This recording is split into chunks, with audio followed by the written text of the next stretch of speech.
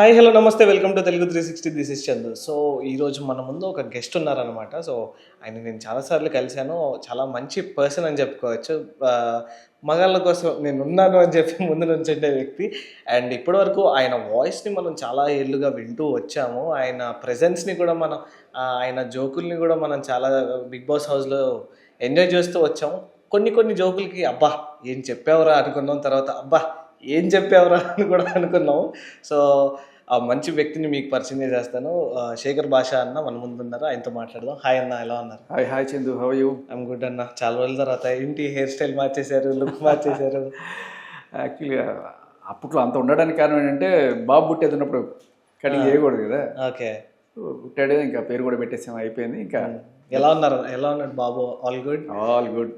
So మీరు హౌస్లో ఉన్నప్పుడే బాబు పుట్టాడని తెలిసింది. అండ్ అదే వీకెండ్ మీరు బయటకు వచ్చేసారు. పుట్టిన నెక్స్ట్ డే బయటకు వచ్చేసారు. అండ్ మాకు అనిపించింది బాబు వెంటనే బాబుని చూసే అదృష్టం కలిగింది మీకు అని చెప్పేసి. అండ్ ఉన్న కొన్ని రోజులు ఎలా ఉండింది అంత బిగ్ బాస్ మీకు? నాకు ఏదో కొంచెం తిండి విషయంలో చిన్న చితక ఇవి తప్ప వీగన్ అయిపోయాను చాలా రోజులు. ఇప్పుడు కూడా వేగన్ స్టిల్. దానివల్ల ఏంటంటే ప్రోటీన్ కొంచెం తక్కువయ్యి గేమ్లు ఆడాలంటే కాస్త గట్టిగా ఉండాలి కదా. అవును, అది తక్కువైంది. దానివల్ల కొంచెం డౌన్ అయింది. నేను అప్పటికే అడిగా Bigg Boss, I want my protein powder back అని చెప్పి. సో అంటే మనం ఈ డైట్లో ఉన్నప్పుడు కొంచెం ఇవన్నీ కంపల్సరీ విటమిన్స్ అండ్ ప్రోటీన్స్ తీసుకోవాలి, లేకపోతే కొంచెం డౌన్ అవుతుంది. దట్టు కవర్డ్ ప్లేసే, కొంచెం ఏరియా పార్ట్ మాత్రమే కొంచెం ఎక్స్పోజ్ ఉంటుంది, మిగతా అంతా కవర్డ్ ప్లేస్ కాబట్టి. సో ఆ రకంగా దాంట్లో ఆ చిన్న ఇబ్బందులు తప్ప I enjoyed my stay in Bigg Boss. అందరినీ బాగా టార్చర్ చేశాను మా జోకులతోటి. కొంతమంది ఎంజాయ్ చేశారు, అర్థం కాని వాళ్ళు టార్చర్ ఫీల్ అయ్యారు, అర్థమైన వాళ్ళు ఎంజాయ్ చేశారు. లేదమ్మా, ఈ కూడా టార్చర్ గా ఫీల్ అయ్యేది నటించిన వాళ్ళు కొంతమంది ఉన్నారు. లేదు, ఫీ ఎంజాయ్ అంటే ఇలాంటి మాటలు ఇలా కూడా కన్వే చేయొచ్చా అని చెప్పేసి అంటే లైక్ చాలా కొత్తగా అనిపించింది. ఉన్ననాలు బాగుంది, బయటకు వచ్చిన తర్వాత కొంచెం చూసుకున్న తర్వాత అరే నేను చెప్పిన ఎన్నో అనుమతులు ఏమైనా ఏం చేస్తారా, ఎయిటింగ్లో లేపేశారా అని చెప్పి అనుకుని బాగా చాలా అసలు మీరు చూసిన 10 20 వచ్చా బయటకంటే అసలు. ఓకే, అయితే చాలా ఫుటేజ్ మనం మిస్ అయిపోయాం, చాలా మిస్ అయ్యారు. మేబీ బిగ్ బాస్ అన్సీన్లో అట్లా ఏమన్నా ఫ్యూచర్లో ఎపిసోడ్ ఎండింగ్ తర్వాత ఏమన్నా ఆ తలుపు కనిపిస్తే బాగుంటుందేమో అని కూడా అనుకుంటా. ఓకే, లేకపోతే లేకపోతే ఇట్లా కలిసినప్పుడు ఏదో వేసేస్తుంటాం. ఒక రెండు సడన్ గా ఫ్లోలో ఏదైనా వస్తే అది రెండు ఒకసారి చెప్తా వస్తుంటాయి, వచ్చినప్పుడు వేసేస్తాను, ఏదైతే గ్యాప్ ఇవ్వకుండా వేసేయండి. అండ్ కమింగ్ టు మీ గురించి, మీరు యాజ్ అన్ ఆర్జే మీరు చాలా ఇయర్స్ నుంచి వర్క్ చేశారు. అండ్ దాని తర్వాత సడన్ గా ఒక్క ఇన్సిడెంట్ తో సడన్ గా అందరికీ అంటే లైక్ ఆ ఇన్సిడెంట్ మీకు చాలా ఇబ్బంది పెట్టిన ఇన్సిడెంట్స్ కూడా ఉన్నాయన్నమాట. సో రాజ్ తరుణ్ లావణ్య గారి ఇన్సిడెంట్తో మీరు కొంచెం ఇబ్బంది పడ్డారు. దాని తర్వాత మళ్ళీ రీసెంట్గా హర్ష సాయి గారి ఇన్సిడెంట్. సో ఇంకొక అబ్బాయి చనిపోయాడు ఆ ఇన్సిడెంట్. సో ఏంటన్నా లైక్ మీరు ఇన్వాల్వ్ అవ్వాలని ఇన్వాల్వ్ అవుతారా, లేదు అంటే మీ మనస్తత్వమే అంత? సో బేసికల్లీ ఇది నాతోనే మొదలైంది. ఇలా కూడా చేస్తారా జీవితంలో. నేను ఫస్ట్ టైం పోలీస్ స్టేషన్కి వెళ్ళాను ఒక అమ్మాయి వేధింపులు తట్టుకోలేక. సో అదంతా ఒక యూట్యూబ్ కథ అంతా చెప్పాను. బట్ మనీ కోసం ఎక్స్ట్రాక్షను, ఇంకా సైకోయిజము, శాడిజం ఇలా నేను చాలా ఉండే. నేను వెళ్ళి కంప్లైంట్ ఇచ్చాను. నేనే ఫస్ట్ 100కి ఫోన్ చేసి ఇలా ఉంది అని చెప్పి. సో 100కి ఫోన్ చేసినప్పుడు రియాక్షన్ గట్టిగానే ఉంది, వెంటనే పోలీసులు రావడం తీసుకుని. బట్ పోలీస్ స్టేషన్కి వెళ్ళిన తర్వాత కంప్లైంట్ ఇస్తే ఒక 3 రోజులు తిరిగితే నాకు అక్నాలజ్మెంట్ వచ్చింది. 30 రోజులు తిరిగినా ఎఫ్ఐఆర్ కాదు. తర్వాత నాకు ఏంటిది, ఎందుకు కాదండి, అన్ని సాక్ష్యాలు అన్నీ పెట్టాను కదా. ఎందుకంటే అమ్మాయి సార్, ఓకే అమ్మాయి అయితే ఏంటి అబ్బాయి అయితే ఏంటి, తప్పు చేసినప్పుడు ఇది చేయడానికి కంప్లైంట్ తీసుకుంటారు, ఎఫ్ఐఆర్ చేయాలి సార్. అది అమ్మాయి సార్ కాబట్టి లీగల్ ఒపీనియన్ సార్, ఇలా ఏంటింటో చెప్తున్నారు వాళ్ళు. నాకు అర్థం కాదు. ఫస్ట్ టైం నాకు లా మీద అంటే మన చట్టం మన పోలీస్ వ్యవస్థ ఇలా పనిచేస్తాయా, కంప్లీట్ బయాస్డ్గా ఉంటుందా, మగాళ్ళకి ఒక రకంగా. అక్కడ ఒక కానిస్టేబుల్ నాకు మొత్తం తత్వం ఒక నిమిషంలో బోధపరిచాడు. భయం మీరు ఇట్లా వచ్చేయకండి, మాస్కులు కట్టుకొని రండి, మీరు రావడం కూడా ఎవరికి తెలియదు అని. ఇంకోటి ఏంటంటే మీరు ఒక అమ్మాయి మీద కేసు చేశారంటే మీరు మగవాడు పోయా, అదే అమ్మాయి తలుచుకుంటే ఇట్లా చిటికలో కేసులు అయిపోతాయి. నీకు ఈ కారణాలు ఏంటంటే మన చట్టాలు. ఓకే, ఆ చట్టాలను అడ్డం పెట్టుకొని అంటే అందరం చెప్పండి. కొంతమంది పోలీస్ ఆఫీసర్స్ ఏం చేస్తారంటే కేసులు పెట్టేసి, మగాళ్ళ మీద కేసులు పెట్టేసి వాళ్ళ దగ్గర నుంచి డబ్బులు పొందడం, ఇలాంటివన్నీ కూడా ఇది రొటీన్ ఇదైపోయింది అనమాట. సో మీ దగ్గర ఏం డబ్బులు లేవనుకోండి, పెద్ద కేసులు ఏమన్నా, మీ దగ్గర బాగా డబ్బులు ఉన్నాయనుకోండి, అప్పుడు మీ మీద లేనిపోయిన సెక్షన్, మీరు పోక్సోలు పడతాయి, 37 రేపులు పడతాయి, అన్నీ పడతాయి. సో ఇలా ఏ సాక్ష్యాలు పెద్ద ఏం అక్కర్లేదు, కోర్టులో ఏవి నిలబడవు. కానీ అప్పటిదాకా పోలీసులు పెట్టి దండుకోవాల్సింది అనుకుంటారు, మిమ్మల్ని కావాల్సిన ఇబ్బందులు గురి చేస్తారు. మీరు కోర్టుల చుట్టూ, పోలీసుల చుట్టూ, లాయర్ల చుట్టూ తిరుగుకుంటూ మీ జీవితం అంతా సంగనాయించుకోవాలి. సో ఇవన్నీ ఎందుకు అని చెప్పి బాబా అని అమ్మాయిని అడుక్కుని వాళ్ళు తప్పు వాళ్ళు చేసినా కూడా ఓకే మళ్ళీ మనం అడుక్కోవాలి అంతే. ఇలాంటి సిచ్యువేషన్లో ఉన్న ఈ రోజున దీన్ని మనం మార్చుకోవాలి అని చెప్పి నాకు జరిగిన ఎక్స్పీరియన్స్ని ఫస్ట్ ఒక మీడియా ముఖంగా చెప్పుకోవడం జరిగింది. సో అది పెద్ద బ్లాస్ట్ అవ్వలేదు, ఏదో పర్లేదు బాగానే పోయింది. 2 లక్షలు 3 లక్షలు అలా చూశారు జనాలు, కొంత అవేర్నెస్ వచ్చింది. అది చూసి ఇంకొంతమంది ఇంటర్వ్యూ చేశారు నన్ను, మన స్వప్న గారు, టీవీ స్వప్న గారు, వీళ్ళందరూ కూడా ఇంటర్వ్యూ చేశారు. నేను అన్ని క్లియర్ కట్గా, అంటే పోలీస్ స్టేషన్ ఏవైతే సాక్ష్యాలు చూపించానో, నీ పిల్లల్ని చంపేస్తాను, నీ పిల్లల్ని చంపేస్తాను, మర్యాద నేను లవ్ చేస్తావా చేయవా, ఇలాంటి దారుణమైనవన్నీ కూడా నేను క్లియర్ కట్గా వినిపించి చూపించి ఎండగట్టాను. అన్నీ సబ్మిట్ చేసిన తర్వాత కూడా యాక్షన్ లేదు. ఓకే. సో ఏంటంటే సెక్షన్స్ లేవు బేసికలీ. మగాడు వెళ్ళి ఆడవాళ్ళని తిట్టినా, ఆడవాళ్ళని కొట్టినా, అసభ్యంగా జెస్చర్స్ ఏమైనా చేసినా దానికి సెక్షన్లు ఉన్నాయట. ఆడవాళ్ళు వెళ్ళి తిడితే వాళ్ళకి సెక్షన్స్ లేవుట, కట్టడానికి లేదుట. ఇదేం విచిత్రరా, చంపేస్తానని బెదిరిస్తున్నా కూడా ఇది లేదంటే ఆడవాళ్ళు ఏం చంపేస్తారు సార్. సో అక్కడ స్టార్ట్ అయింది. తర్వాత ఇలాంటి ఇన్సిడెంటే ఇంకో చోట రాజస్థాన్ జరిగినప్పుడు, అరే ఆల్రెడీ దీని గురించి ఇవన్నీ కూడా తెలుసుకొని నేను మాట్లాడున్నాను కాబట్టి ఆ మీడియా సంస్థ వాళ్ళు నన్ను పిలిచి మాట్లాడించడం జరిగింది. నేను నా ఒపీనియన్ చెప్పాను. And at the same time out of interest నేను కొన్ని ఆధారాలు కూడా గ్యాదర్ చేశాను. ఆ దెబ్బతో అది వైరల్ అయిపోయింది. ఆ వైరల్ ఇంకా ఆ మీడియా, ఈ మీడియా మొత్తం వరుస పెట్టి అందరూ పిలవడం జరిగింది. ఆ రకంగా నన్నే మీరు మగజాతి ఆణిముత్యం చేసేసారు, తోసేసి. సో బేసికల్లీ ఆవిడ ప్రేమించింది, నేను ప్రేమించాల్సి వచ్చింది టైంలో. అది నేను రావాలనుకుని వచ్చింది కదా, నా కూడా నేను చెప్పుకున్నాను, తర్వాత ఎవరి కోసం నిలబడదాం అనుకున్నాను. ఇది ఏకంగా నన్ను ఒక నాయకుడిని చేసి అక్కడి నుంచి పెట్టేశారు అట్లా. తర్వాత అట్ ద సేమ్ టైం అదే ఊట్లో నేను బిగ్ బాస్కి వెళ్ళిపోవడం జరిగింది. అవును, నేను బిగ్ బాస్ జరిగిన 1 మంత్ అన్నా 1 మంత్ జరిగిన ఒక 50 రోజులకి అట్లా మేబీ డేస్ గ్యాప్లో వెళ్ళిపోయారు బిగ్ బాస్. 50 రోజులు అయింది. ఓకే. అప్పటికి అసలు యాక్చువల్లీ బిగ్ బాస్ ఎలక్షన్స్ కూడా అయిపోయినాయి. బిగ్ బాస్ ఎలక్షన్స్ ఎప్పుడో జూలైలో జరుగుతాయి. ఓకే. యాక్చువల్గా అంటే ఈ గొడవ తర్వాత వచ్చిందన్న బిగ్ బాస్, లేదు అంటే గొడవకు ముందే మీకు మీ ప్రొఫైల్ వాళ్ళు అది లాస్ట్ ఇయర్ వచ్చింది బిగ్ బాస్. సీజన్ 7కి బిగ్ బాస్ పిలిచారు నన్ను, కానీ ఎందుకు మొత్తానికి మెటీరియలైజ్ అవ్వాలి ఆ టైంలో. బట్ ఈసారి ఆల్రెడీ అయిపోయినాయి. జూలై 1 నుంచి జూలై 30 లోపలే మొత్తం అయిపోతాయి సెలక్షన్స్ అన్నీ కూడా. ఓకే. నాకు ఎప్పుడు వచ్చింది తెలుసా మీకు కాల్? ఆగస్ట్ 31న బిగ్ బాస్ అనుకుంటే నాకు ఆగస్ట్ 21 అలా నాకు కాల్ వచ్చింది. ఇంటర్వ్యూకి అటెండ్ అయ్యాను. నాకు ఆగస్ట్ 26, 27కి అగ్రిమెంట్ సైన్ చేశాను నేను. అంటే ఒక్క 4 రోజుల ముందు నేను వెళ్ళాను బిగ్ బాస్కి. చాలా మంది అనుకుంటారు వీడు బిగ్ బాస్ కోసం చేశాడు అది ఇది అని. సో ఇది జరిగింది యాక్చువల్గా. అదే చాలా మంది ఏమనుకుంటారు అంటే ఆ గొడవ తర్వాతే శేఖర్ భాష వచ్చాడు, అందుకే బిగ్ బాస్కి వెళ్ళాడేమో అని చెప్పేది. బిగ్ బాస్కి వెళ్ళాలనుకుంటే ఇలాంటివి చేస్తాను. అదే ఇప్పుడు అందరూ ఇట్టాగా చేసి వెళ్ళారు బిగ్ బాస్కి. అది జరిగింది బేసికలీ.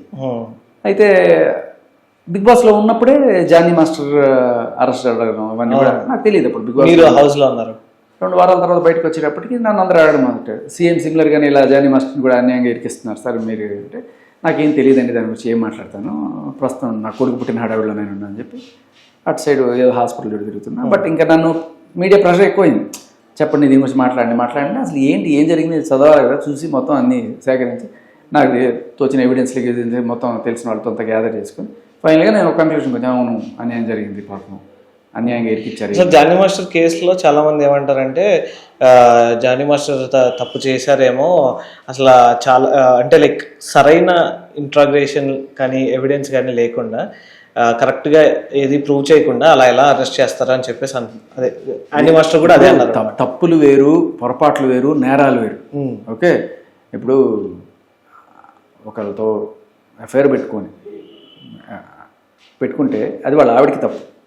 అవును, కానీ సుప్రీంకోర్టులు వీడి ప్రకారం సొసైటీ ఇప్పుడు వాళ్ళు ఇచ్చిన తీర్పు ప్రకారం నువ్వు పెళ్లి చేసుకున్న తర్వాత వేరే ఎఫ్ఐఆర్ పెట్టుకున్నా కూడా అది తప్పే నైతికంగా, కానీ నేరంగా నిన్ను అరెస్ట్ చేయలేదు దానికోసం.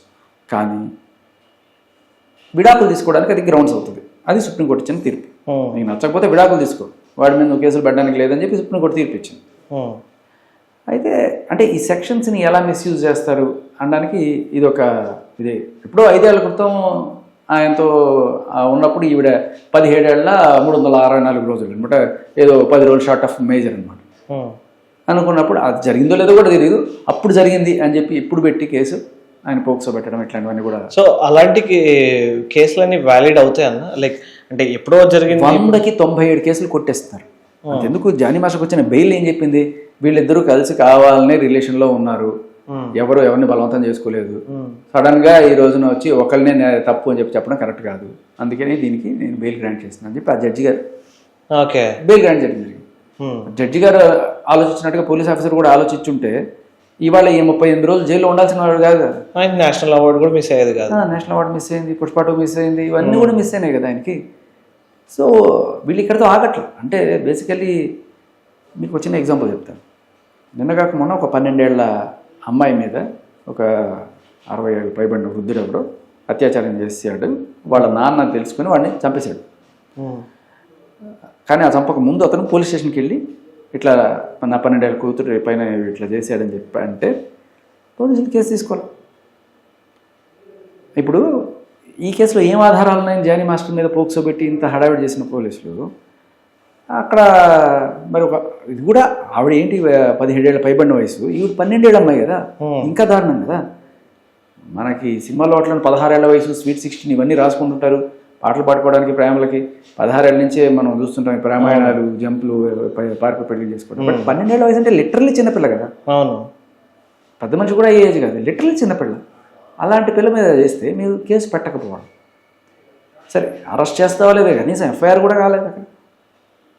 ఇంకా గట్టిగడితే వీళ్ళనే బెరీ చేసేట. అంటే బేసికలీ ఏమవుతుంది ఇక్కడ, ఒక చిన్న కామన్ మ్యాన్ కనిపించేది ఏంటంటే అవతల వాడు కనుక పెద్దోడయ్యి బలవంతుడయ్యి డబ్బులు ఉన్నవాడు అయితే, బలవంతుడు కాదు బాగా సెన్సేషన్ అవ్వాలి, పలుకుబడి ఉంది, వీడి మీద కేసు పెడితే మనకి ఒక సెన్సేషన్ అవుతుంది, మన కీర్తి కిరీటంలో ఒక కలిగితురాయి.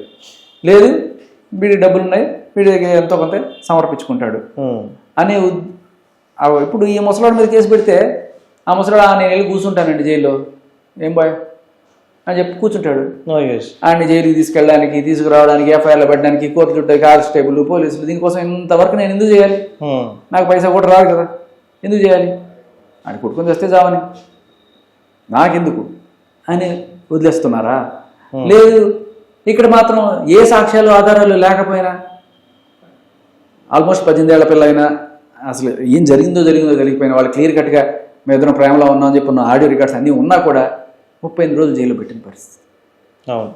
ఎలా చూడాలి దీన్ని అంటే, అవతల వాళ్ళకి మీద ఇప్పుడు ఈ తండ్రి ఎవరైతే ఉన్నాడో ఆయన పోక్సో కేసు కనుక పెట్టాలనుకున్నప్పుడు అవతల వాడికి గట్టిగా డబ్బు ఉందనుకోండి, అప్పుడు కేసు తీసుకోండి, ఏమన్నా గుంజేవాళ్ళు లేకపోతే ఏం చేసేవాళ్ళు, అదేదైనా జరిగేది అనిపిస్తుంది. ఇప్పుడు ఈ సిచ్యువేషన్ చూస్తే 12 ఏళ్ల వయసు ఉన్న అమ్మాయి మీద ఎందుకు పెట్టలేదు, ఆ అమ్మాయికి అన్యాయం జరిగినప్పుడు ఎందుకు పెట్టలేదు, 18 ఏళ్ల వయసు దగ్గరలో ఉందని చెప్పుకున్న 21 ఏళ్ల అమ్మాయి పోక్సో అని చెప్తే పెట్టేసి. సో ఈ ఇంజస్టిస్ అనేది పోలీస్ సిస్టంలో మనకి కనిపిస్తుంది. ఒక సామాన్యుడికి రైజ్ అయ్యే క్వశ్చన్స్ ఇవన్నీ కూడా అలా. సో జానీ మాస్టర్ కోసం కూడా నేను తర్వాత మెల్లగా 1 వీక్ తర్వాత నేను మాట్లాడడం జరిగింది, ఆధారాలు గ్యాదర్ చేయడం ఇవన్నీ కూడా. అండ్ అది జరుగుతున్నప్పుడే మళ్ళీ హర్ష సాయి అంటే బాగా ఇన్స్టాగ్రామ్ కానీ అదే సోషల్ మీడియాలో కానీ ఎక్కడ పడితే అక్కడ వచ్చిన క్వశ్చన్స్ ఏంటి అంటే, హర్ష సాయి కొన్ని డబ్బులు తన దగ్గర తీసుకొని పెళ్లి చేసుకుంటానని చెప్పి తర్వాత మళ్ళీ పెళ్లి చేసుకోలేదు, దట్టు చాలా రోజుల తర్వాత, మళ్ళీ ఈవిడ కూడా చాలా రోజుల తర్వాత బయటకు వచ్చింది. అంటే సో దాన్ని ఏమైనా స్టడీ చేశారన్న మీరు? అదేంటంటే అదేదో సినిమా దూకుడులో ఎంఎస్ నారాయణ ఒక మాట అంటారు, జెనీలి అని హీరోయిన్గా పెట్టి సినిమా తీస్తాను నాకు అన్నాడంటే, వాడు చెప్తే నువ్వెలా నమ్మేవారు దరిద్రుడా అని చెప్పి అవతల తిడతాడు, కళ్ళ కింద క్యారీ బ్యాగ్లు వేసుకుని నువ్వెలా అంటే నువ్వు అంత పెద్దవాడు పోయి నేను పెట్టి సినిమా ఎలా తీస్తావు, ముసలి లుక్ ఉంది అంటే గ్రాఫిక్స్లో తీసేస్తానన్నారండి. ఈయనకి ఎన్నేళ్ళు? 24 ఏళ్ళు. ఆవిడకి ఎన్నేళ్ళు? 38, 36. ఆవిడ OTT Telugu OTT Bigg Boss కూడా వెళ్ళినట్టుంది ఆవిడ. బేసికల్లీ ఇలా కాస్త డబ్బు ఉండాలి, లేకపోతే పలుకుబడి ఉండాలి, ఇలా ఉన్న వాళ్ళకి ఇక్కడ కేసులు పెట్టబడతాయి, వీళ్ళకే న్యాయాలు జరుగుతాయి. ఇలా 12 ఏళ్ల వయసు ఉన్న అమ్మాయికి డబ్బులు లేని డబ్బులు లేని వాళ్ళకి ఎక్కడ జరుగుతున్నాయి? వీళ్ళు సుప్రీంకోర్టు దాకా కూడా పోతారు. మీరు గమనిస్తే జానీ మాస్టర్ కేసులో అమ్మాయి సుప్రీంకోర్టు దాకా పోయింది, బెయిల్ క్యాన్సిల్ చేయాలి, సుప్రీంకోర్టు అవతల పడేసింది. అలాగే హర్ష సాయి కేసులో కూడా సుప్రీంకోర్టు పోయారు. అవును, ఇదే జరుగుతుంది. అంటే వీళ్ళకి బాగా వెన్నుదన్నులు ఉన్న వాళ్ళకి ఇక్కడ ఇది జరుగుతుంది, అవతల వాళ్ళని బాగా డబ్బులు ఉన్నాయి, యువతల వాళ్ళకి ఏదో ఉంది. సో ఎంతో కొంత లాగాలి, వీళ్ళ దగ్గర నుంచి లాగాలంటే వీళ్ళ మీద ప్రెషర్ పెట్టాలి. ఇంకా రకరకాల రేపు కేసులు పెడతారు, 493 పెడతారు, అన్ని రకాలు పెడతారు వీళ్ళ మీద.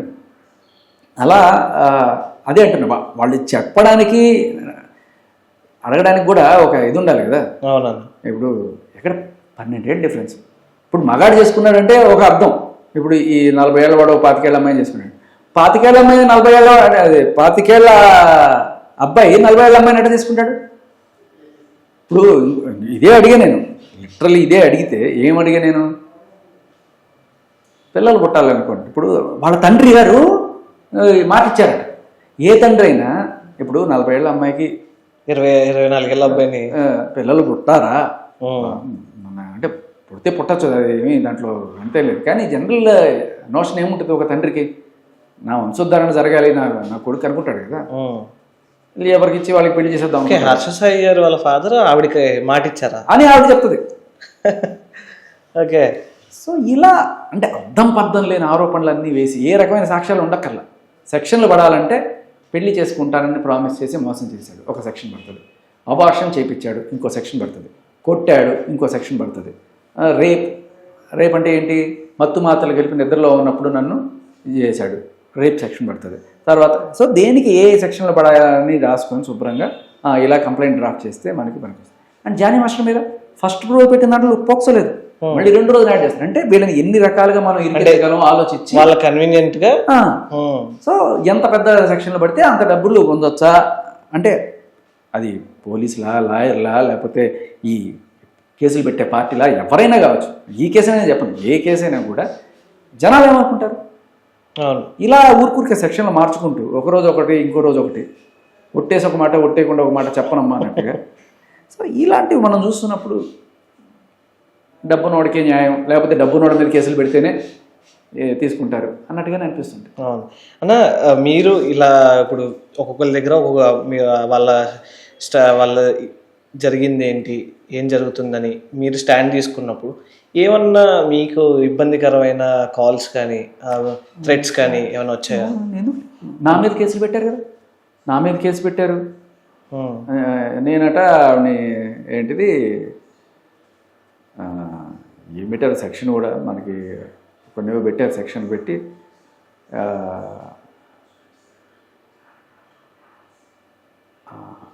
అసలు నేను పేరు ఇప్పటిదాకా చెప్పినప్పుడు నేను ఎక్కడైనా ఆవిడ పేరు తీశాను? లేదు. బేసికలీ పేర్లు బయటికి తీస్తే అదొక సెక్షన్ ఏదో ఉందన్నమాట. ఓకే. అలా ఇలా ఏవో చిల్లర సెక్షన్లు అన్నీ పెట్టి కావాలనే వీడి నోరు మోయించాలి, వీడు ఎవరు మాట్లాడకూడదు ఇట్లా అని చెప్పి మరి పోలీసులకు ప్రాబ్లం అయిందో, లేకపోతే ఆవిడికి ప్రాబ్లం అయిందో, లేకపోతే ఇంకోటో ఏదో రకంగా. సో మీకు లేకపోతే హర్ష సాయి అనేవాడికి ఎవరు కూడా వెనకాల నిలబడకూడదు అని చెప్పి 150 వెబ్సైట్ల మీద, అలాగే నాలాగా కొంతమంది ఇన్ఫ్లుయెన్సర్స్ మీద, అందరి మీద కేసులు పెట్టారు. సో అంటే ఇంక ఈ ఒక పోరాటం డిసైడ్ చేసుకుని దాంట్లో వెళ్తున్నప్పుడు ఇలాంటివన్నీ జరుగుతూనే ఉంటాయి. ఇది పోరాటాలు జరగకుండా చట్టాలు మారవు, వ్యవస్థలు మారవు, అంతే. ఓకే. అండ్ రీసెంట్గా మనం చూసుకుంటే ఇప్పుడు కూడా ఇప్పుడు కొద్ది గంటల ముందే అల్లు అర్జున్ గారు కూడా అరెస్ట్ అయ్యారనమాట రిగార్డింగ్ సంధ్య థియేటర్ ఇష్యూ. ఆ రోజు ఆయన థియేటర్కి రావడం, ఓవర్ క్రౌడ్ అయ్యి ఒక ఆవిడ చనిపోవడం, పిల్లోడు క్రిటికల్గా ఉండడం. సో ఇలాంటి సిచ్యువేషన్స్లో మీ నేను ఖచ్చితంగా అల్లు అర్జున్ అరెస్ట్ చేయడం అనేది ఇది ఒక సామాన్యుడిగా నా అభిప్రాయం చెప్పమంటే అవుట్ ఆఫ్ బయట జరుగుతున్న సంఘటనలు చూస్తున్నప్పుడు చెప్తున్నాను కదా, ఇదే అంటే పెద్దవాళ్ళ మీద కేసులు పెడితే ఏం జరుగుతుంది, సెన్సేషన్ అవుతుంది. అవును. లేకపోతే జనాల ఉద్దేశంలో మేబీ కొంతమంది ఇలాగే అనుకుంటారు కదా, పెద్దవాళ్ళ మీద పెడితే డబ్బులు కుదరచ్చు అని చెప్పి పెడుతుంటారేమో అని చెప్పి కూడా అనుకునేవాళ్ళు లేకపోలేదు. వాళ్ళు నిజంగా ఎందుకు చేశారా అనేది నేను పక్కన పెట్టేస్తే ఒక సామాన్యుడి పర్స్పెక్టివ్ ఇలాగే ఉంటుంది. ఇంకొకటి ఏంటంటే ఆయనది తప్పు అనే ముందు అక్కడ ఒక ఆర్గనైజర్ కానీ ఇప్పుడు అదొక ప్రైవేట్ ప్లేసు, బట్ పబ్లిక్ ఎక్కువ వస్తారు. ఇప్పుడు సినిమా థియేటర్ అనేది వాళ్ళ సినిమా యాజమాన్యం చేతిలో ఉంటుంది. వాళ్ళు చర్యలు తీసుకోవాలి. సినిమా యాజమాన్యానికి చెప్పకుండా అల్లు అర్జున్ అయితే వచ్చే ప్రసక్తే లేదు. అవును, అల్లు అర్జున్ గారు వస్తున్నారని నాకు తెలిసి ఆ ముందు రోజే అందరికీ తెలుసు. నెక్స్ట్ అని రేపు పుష్ప ప్రీమియర్స్ కి అల్లు అర్జున్ గారు సంధ్యాకి వస్తున్నారని చాలా సోషల్ మీడియాలో వస్తున్నాను అనే విషయం పోలీసులకు చెప్పాల్సిన పని ఉందా? ఇది ఎక్కడన్నా రూల్ ఉందా రాజ్యాంగంలో? నేను ఎక్కడ పోతున్నాను, ఎక్కడి నుంచి వస్తున్నాను, ఇవన్నీ ప్రతిదీ నేను పోలీసులకు చెప్పాల్సిన పని లేదు. కానీ నేను ఒక ప్రైవేట్ ప్లేస్కి వెళ్తున్నప్పుడు అరేంజ్మెంట్స్ చేసుకోమని ఆ ప్రైవేట్ ఆర్గనైజేషన్ నేను చెప్పాల్సిన బాధ్యత ఉంది. ఆయన పోలీసులకు ఇన్ఫార్మ్ చేయాలి. That should be the case. ఇప్పుడు అల్లు అర్జున్ గారు వస్తున్నారు సార్, మాకు బందోబస్తు కావాలని చెప్పి వీళ్ళు అడగాలి. అల్లు అర్జున్ నేను అక్కడికి వెళ్తున్నాను, ఇక్కడికి వెళ్తున్నాను, ప్రతిదానికి పోలీసులు చెప్పుకోలేరు. ఆయన ప్రైవసీ ఆయనకు ఉంటుంది. ఆయనకి ఎక్కడికైనా వెళ్ళే స్వేచ్ఛ ఆయనకు ఉంది. రాజ్యాంగం కల్పించిన హక్కు కదా అది. ఆయన వెళ్తాడు. బట్ ఒక సెలబ్రిటీగా ఆయనకు ఒక మోరల్ రెస్పాన్సిబిలిటీ ఉంటుంది. అదేంటి, నన్ను చోటుకు వస్తున్నా అని చెప్పాలి. అది ఎవరికి చెప్పాలి? థియేటర్ ఆయన పోలీస్ స్టేషన్కి వస్తే పోలీసులకు చెప్తాడు. అవును. బస్ స్టాండ్కి వస్తే అథారిటీస్ చెప్తాడు. లేకపోతే ఏదైనా గ్రౌండ్కి వెళ్తే అక్కడ చెప్తాడు. వాళ్ళు అరేంజ్మెంట్స్ చేసుకుంటాడు. తొక్కిసలాట్లో చనిపోయారు. ఆవిడని కూడా తప్పుపడుతున్నారు. ఆవిడ ఎందుకు ఫస్ట్ డే రావాలి, ఫస్ట్ డే వస్తుంది, ఫస్ట్ షోకి వస్తుంది. అయ్యా ఆవిడ అభిమానం ఆవిడది వస్తుంది. అయితే అరేంజ్మెంట్స్ చూసుకోవాల్సిన బాధ్యత ఎవరిది? థియేటర్ ఫస్ట్ షోకి రావద్దమ్మా అని బోర్డు పెట్టండి బయట. థియేటర్ యజమాని పోలీసులది కూడా. ఇట్స్ సార్ట్ ఆఫ్ ఇంతమంది పబ్లిక్ వస్తున్నారు అంటే అక్కడ పోలీస్ రెస్పాన్స్. ఇప్పుడు పుష్ప 2 లాంటి సినిమా అంటే బాహుబలి ఇలాంటి పెద్ద పెద్ద సినిమా మ్యాగ్నిట్యూడ్ తెలియదు కాదు కదా. పోలీసులు జస్ట్ కేసులు పెడితే తీసుకోవడమే కాకుండా లా అండ్ ఆర్డర్ సరిగ్గా ఉండాలి అని మెయింటైన్ చేయాల్సిన బాధ్యత కూడా వాళ్ళది కదా. మరి పుష్ప 2 లాంటి సినిమా ఓ రేంజ్లో రిలీజ్ అవుతున్నప్పుడు జనాలకు కొట్టుకొని చచ్చిపోయే అవకాశం ఉంది అని తెలుస్తున్నప్పుడు అక్కడ నువ్వు ఎటువంటి అరేంజ్మెంట్స్ చేసావు? ప్రతి సినిమా పెద్ద సినిమా ఎంత పెద్ద థియేటర్లో రిలీజ్ అయినా ఆనవాయితీగా మన హీరోలు సంధ్య థియేటర్కి వచ్చి చూడడం అనేది వస్తున్నారు. ఆనవాయితీ చాలాసార్లు వస్తారు. ఈయనే కాదు, మహేష్ బాబు ఇంకా చాలామంది కూడా వచ్చి ఆ థియేటర్లో సెంటిమెంట్గా వచ్చి చూసిన సందర్భాలు చాలా ఉన్నాయి. మరి చర్యలు ఆయన వస్తున్నప్పుడు ఏదైనా ఒక అనుకోని ఒక దురదృష్టకరమైన సంఘటన జరిగినప్పుడు దానికి ఆయన్ని బాధ్యం చేసి ఆయన్ని లోపలేసే ముందు ఆయన్ని అరెస్ట్ చేయడం అనేది నాకైతే అసలు ఏ రకమైన లాజిక్ అర్థం కావట్లేదు. ఆయన అంటే బేసికలీ కొంతమంది చెప్పేది పల్లవి ప్రశాంత్కి అరెస్ట్ చేశారు కదా, అప్పుడు మరి అల్లు అర్జున్ ఎందుకు అరెస్ట్ చేయరు? బోడిగుండికి మొలతాడు ముక్కుకి లింక్ పెట్టినట్టు, మోకాలకి బోడిగుండికి లింక్ పెట్టినట్టు ఉంది. నాకైతే అలాగే అనిపిస్తుంది. ఇప్పుడు అయ్యప్ప కొండకి వెళ్తారు చాలామంది. అవును. జ్యోతి వెళ్ళే టైంలో చూడాలని చాలా తొక్కిసలాట్లు జరుగుతాయి. జరిగినప్పుడు కొంతమంది చనిపోతారు కూడా. ఇది చనిపోతారు కదంటే ఇది నార్మల్ కదా అని నేను వదిలేను. ఎవరిది లోపం? అక్కడ ఆర్గనైజర్స్, అక్కడ పోలీసు, ఇద్దరిని మనం ఖచ్చితంగా అడుగుతాం. పోలీసులు ఏం చేస్తున్నారయ్యా, ఆర్గనైజర్స్ ఏం చేస్తున్నారయ్యా, అంతే కదా. అయ్యప్ప స్వామి ఏం చేస్తున్నాడు అని అడుగుతామా? అంటే అల్లు అర్జున్ దేవుడు అని నేను అనట్లా, నేను ఒక కంటెక్స్ట్ చెప్తున్నా. అంటే ఇది ఈ తొక్కిసలాట మైనా దేవాలయంలో జరుగుతుంది, మక్కాలో జరుగుతుంది, ఇలా జరుగుతాయి కదా, నార్మలే కదా. కాదు, ఫెయిల్యూర్ ఎవరిది? అక్కడ ఉన్న పోలీస్ ఆర్గనైజర్స్. వీళ్ళిద్దరూ కూడా A1 A2 అవ్వాలి. A2 కింద వాళ్ళ మీద వచ్చింది కవర్ చేసుకోవడానికి అల్లు అర్జున్ మీద దోస్తున్నారా అని డౌట్ కూడా ఉంది. A2 కింద అల్లు అర్జున్ గారిని ఇచ్చారు. ఆయన అల్లు అర్జున్ ఏమని రాసుకుంటాడు? ఫస్ట్ ఏ అని రాసుకుంటాడు, అంటే 2 ఏలు. A2 సిచ్యువేషన్ వేస్తారని చెప్పారు కదా, ఇలాంటి అనమాట. ఏ ఈస్కొట్టు A2 అంట. సో అంటే ఇప్పుడే ఆయన కోర్టుకి తీసుకొని వెళ్ళారు కదా. ఇప్పుడు ఏం జరుగుతుందంటే, నేను మాట్లాడింది కొంతమందికి కటుగా అనిపించవచ్చు కొన్ని వ్యవస్థల్లో పనిచేసేవాళ్ళు, కానీ జడ్జిమెంట్ వస్తుంది కదా, ఆయనకి బెయిల్ రావడం జరుగుతుంది. ఆ బెయిల్ జస్ట్ అలా ఇచ్చేది, ఆ బెయిల్ కాపీ ఉంటుంది. ఆ బెయిల్ కాపీలో జడ్జి ఏం ఫీల్ అయ్యారు అనేది రాస్తారు. ఆయన అలా ఎక్కించడం కరెక్టా కాదా, దానికి రెస్పాన్సిబిలిటీ చేయొచ్చా చేయకూడదా, ఇవన్నీ కూడా ఉంటాయి దాంట్లో చాలా క్లియర్ కట్గా. అక్కడ ఫెయిల్యూర్ ఒకళ్ళదైతే ఆ ఫెయిల్యూర్ పోలీసులు కనుక గట్టిగా చర్యలు తీసుకొని ఉంటే ఆ రోజు ఆవిడ బతికేది. వాళ్ళ లోపాన్ని ఈయన మీద వస్తున్నారు. So it is completely unfair. Allu Arjun అరెస్ట్ని నేను ఖచ్చితంగా ఖండిస్తున్నాను. ఇది ఒక భారతదేశ పౌరుడిగా రాజ్యాంగం నాకు ఇచ్చిన హక్కు, నా వాక్ స్వాతంత్రపు హక్కు, నా అభిప్రాయం చెప్పే హక్కు నాకుంది. ఈ హక్కుతోటే నేను చెప్తున్నాను. నా అభిప్రాయం ఖచ్చితంగా ఇది కరెక్ట్ కాదు అల్లు అర్జున్ అరెస్ట్ చేయడం.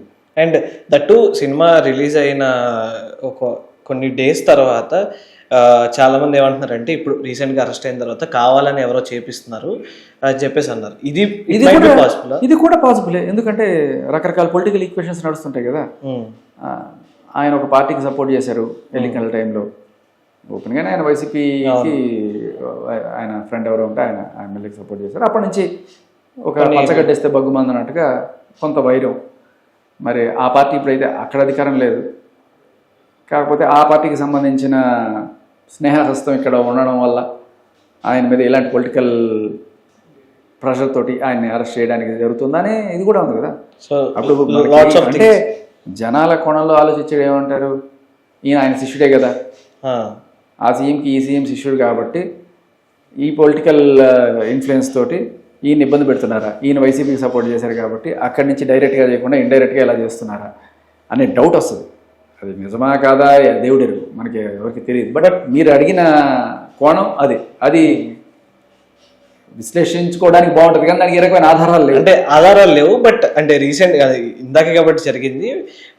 అంటే చాలా క్వశ్చన్స్ వస్తున్నాయి అనమాట. సినిమా రిలీజ్ అయ్యి చాలా డేస్ అయిన తర్వాత కూడా ఇప్పుడు మళ్ళీ అన్ని చర్చించి ఇక్కడ ఒక పాయింట్ ఉంది. అన్ని రోజులు అయిన తర్వాత కూడా ఇక్కడ ఏంటంటే కొన్నిసార్లు ఇబ్బంది పెట్టాను. మీరు గమనిస్తే ఫ్రైడే జనరల్గా ఎంచుకుంటారు. ఎందుకు అంటే కాదు అరెస్ట్లకి. ఓకే, అరెస్ట్ గురించా? So Saturday Sunday court holidays, bail రాకుండా చేయొచ్చు అని ఉంచుతారు. ఇలాంటివి ఏదైనా చేయొచ్చా అనే కోణం కూడా ఉంటుంది. జనరల్గా ఇది లీగల్ సెక్టర్లో అందరికీ ఓపెన్ సీక్రెట్ అది. ఓకే, కానీ ఇప్పుడు అలా లేదు situation. You can't keep him for long. Okay.